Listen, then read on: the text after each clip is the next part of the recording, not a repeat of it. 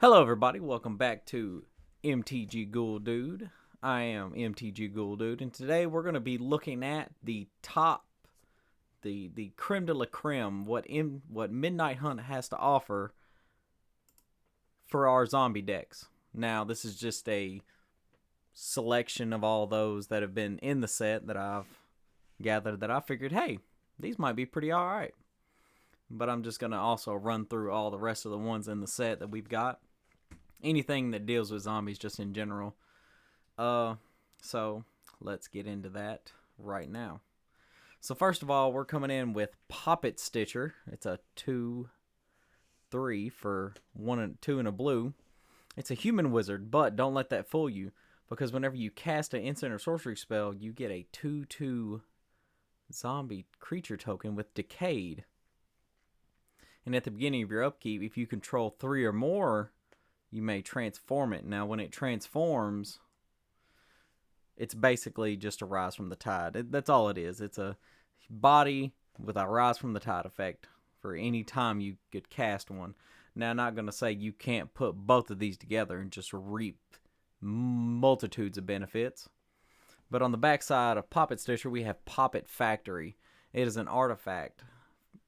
Creature tokens you control lose all abilities and have base power toughness 3/3.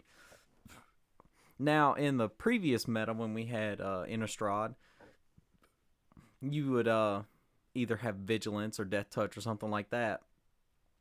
But now it's just an automatic base. So anything that this would really just nerf a Champion of the Perished. But at the same time, it really just buffs all of your decayed tokens, all of your regular, like, Shambling Ghoul. It becomes a 1/1. It turns into a 3/3. So that is a very cool thing to look out for. Then we're going into our commons and uncommons. Right now, for what it seems like, we don't have any uncommon zombies or zombie cards coming out with Midnight. But right now, we're looking at Larder Zombie for 1 blue. It's a 1/3. Man, that's a butt on it. It's a defender. Tap 3 untapped creatures you control. Look at the top card of your library. You may put it into your graveyard. So basically, what this reminds me of is a Crypt Breaker type effect, where you would tap 3 untapped creatures you control, or mostly printed as zombies, and you would draw a card and lose a life. But this is a new spin on it, and we'll see a couple more new spins on it later on in the next couple reviews of different colors. Now we're moving on to Falcon Abomination. And man, what an abomination that is. It's a 2 and a blue. It's a 2/2. It's flying. It's a zombie bird. Whenever it enters the battlefield, you create a 2/2 black zombie creature token with Decayed. Now, this reminds me of the token producer back in War of the Spark. It basically just come in and you amass. But for a 2/2 that brings a 2/2, even though you have to sacrifice it at the end of combat, that's pretty decent effect, especially since the meta is now going into a flying-based meta. Did I mention I haven't played Arena until now? Man, I'm loving this set. Then we move on to Organ Hoarder. For 3 and a blue, we get a 3/2. When it enters the battlefield, look at the top 3 cards of your library, then put one of them into your hand and the rest on the bottom of your library, into your graveyard. Oof, that's an effect right there. It's basically like an opt with a surveil instead. So yeah, that's something you could look out for. It's not nothing I would really just put into a standard zombie deck, but I'd be willing to try it out for the fun. Throw some jank in it. Then we have Drown Yard Amalgam. For 4 and a blue, you get a 3/6 when it enters the battlefield. Target player mills 3 cards. So if you're in the draft and you're running a self-mill strategy, you can just go on ahead and say, hey, you know what? I'm just going to mill myself. And then for its ability, it's a 2 and a blue. Drown Yard Amalgam can't be blocked this turn. So if you got a couple lords out there, you've got a couple of abilities that says, hey, you know what? We're just going to go on ahead and swing in for a kill. And then we're coming to our instants. And now, I have played this card and it has done wonders.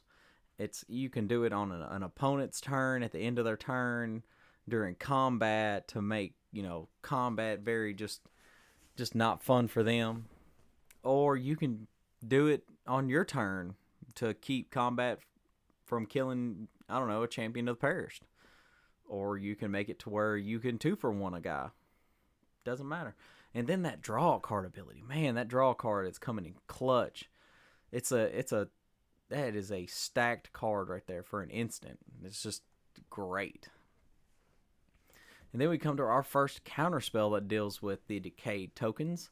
It's a 2 and a blue, so it's your, I don't know, your basic mediocre mana cost for a counterspell. Counter target spell unless its controller pays 4. That's a good, in the early game, you kind of, and in the late game when they're tapping out to try and close out that win, that could be detrimental. And then it creates a 2/2 with decayed.